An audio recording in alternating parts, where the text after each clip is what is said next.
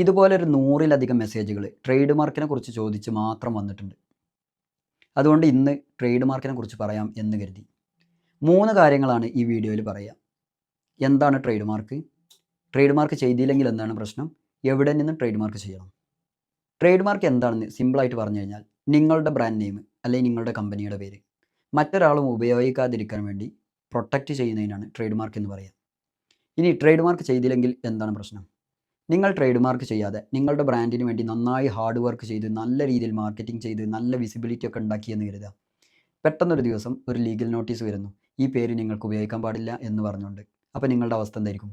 ഇത്ര കാലം എടുത്ത എല്ലാ എഫേർട്ടുകളും ഒറ്റയടിക്ക് ഇല്ലാതായി പോകുന്ന അവസ്ഥയായിരിക്കും നിങ്ങളുടേത്. ഇതില്ലാതിരിക്കാൻ വേണ്ടിയിട്ടാണ് ട്രേഡ് മാർക്ക് ചെയ്യുന്നത്. അതുകൊണ്ട് നിങ്ങളുടെ ബ്രാൻഡിന് നിങ്ങളൊരു പേരിടുന്ന സമയത്ത് ട്രേഡ് മാർക്കിൽ ഇത് അവൈലബിൾ ആണോ എന്ന് ചെക്ക് ചെയ്യണം. എന്നിട്ട് ട്രേഡ് മാർക്ക് എടുക്കുകയും വേണം. അത് എങ്ങനെ ചെക്ക് ചെയ്യാം എന്നുള്ളതിനെക്കുറിച്ച് ഞാൻ ലാസ്റ്റ് പറയാം.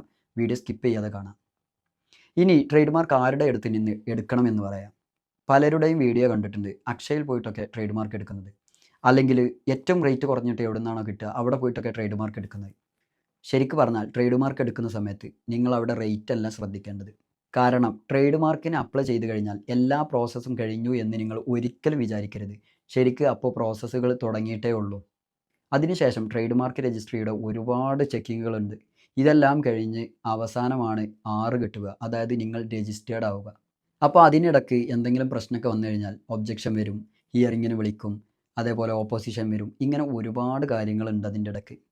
ഇതൊന്നും കൃത്യമായിട്ട് ഫോളോ അപ്പ് ചെയ്യാത്ത, അറ്റൻഡ് ചെയ്യാത്ത, നിങ്ങൾ അപ്ഡേറ്റ് ചെയ്യാത്ത ഒരാളുടെ അടുത്താണ് നിങ്ങൾ ട്രേഡ് മാർക്ക് കൊടുക്കുന്നതെങ്കിൽ നിങ്ങൾ ആ ട്രേഡ് മാർക്ക് എടുത്തുകൊണ്ട് ഒരു കാര്യവുമില്ല.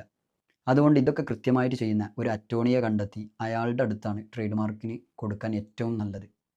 നിങ്ങളുടെ ബ്രാൻഡിൻ്റെ പേര് എങ്ങനെ ചെക്ക് ചെയ്യണം, എന്തൊക്കെ കാര്യങ്ങൾ നിങ്ങൾ ശ്രദ്ധിക്കണം, ഇതിനെക്കുറിച്ചൊക്കെ ഡീറ്റെയിൽ ആയിട്ട് പറഞ്ഞുകൊണ്ട് ഞാനൊരു വീഡിയോ ചെയ്തിട്ടുണ്ട്.